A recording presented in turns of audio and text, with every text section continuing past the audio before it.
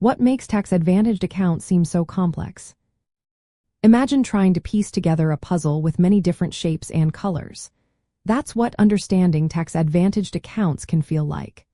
These accounts are designed to help you build wealth and plan for retirement, but they come with a lot of rules and options. For many people, especially within African American communities where wealth-building strategies are vital, this can seem overwhelming. One reason is the variety of account types. There are tax-deferred accounts like traditional 401(k) plans and individual retirement accounts, and tax-exempt accounts such as Roth IRAs and health savings accounts. Each has its own rules about when you pay taxes, how much you can contribute, and when you can take money out without penalties. For example, with a traditional 401(k), you put in pre-tax dollars, which lowers your taxable income now, but you pay taxes when you withdraw. With a Roth IRA, you contribute after-tax dollars, and qualified withdrawals are tax-free.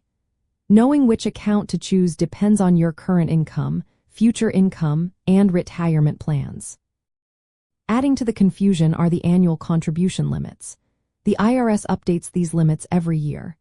For example, in 2024, the maximum you can contribute to a traditional or Roth IRA is $6,000 if you are under age 59 and a half.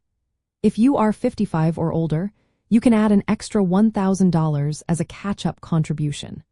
Missing these updates means missing out on potential tax advantages. Managing multiple accounts makes it even trickier to keep track of how much you can contribute each year. Eligibility is another factor. Not everyone qualifies for every account. Income limits, employment status, and filing status can restrict access. For instance, high earners might not be able to contribute directly to a Roth IRA if their income exceeds certain thresholds. Some accounts requiring employer sponsorship, like a 401(k), while others are open to anyone who meets age and income criteria. These restrictions can change as your income grows, which means your retirement strategy needs to adapt over time. Withdrawal rules also add layers of complexity.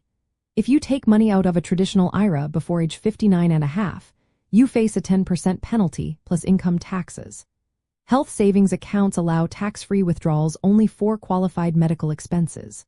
Required minimum distributions, which are mandatory withdrawals starting at age 70 and a half for traditional accounts, can force you to take money out whether you need it or not. Planning withdrawals carefully can save you a lot in taxes over your lifetime. Deciding where to put your investments within these accounts is another puzzle piece.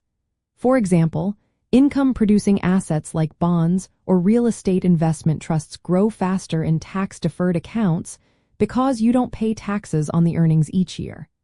Growth stocks, on the other hand, might be better in taxable accounts to avoid paying taxes on capital gains when you sell. Making these choices requires understanding both how taxes work and how different investments perform. There are also legal and administrative rules to follow. Employers must keep proper documentation to maintain the tax advantages of these accounts. Plans must comply with regulations to prevent discrimination against higher-paid employees. This means that managing these accounts involves more paperwork and oversight than simply saving money. Your decisions about tax-advantaged accounts can also influence your eligibility for other tax benefits. Contributing to a traditional IRA might lower your adjusted gross income enough to qualify for deductions or credits. But if your income gets too high, you could lose eligibility for certain accounts or tax breaks. This interconnectedness means you need to look at your entire financial picture, not just one account at a time. Finally, when you retire and start withdrawing from multiple accounts, the order matters.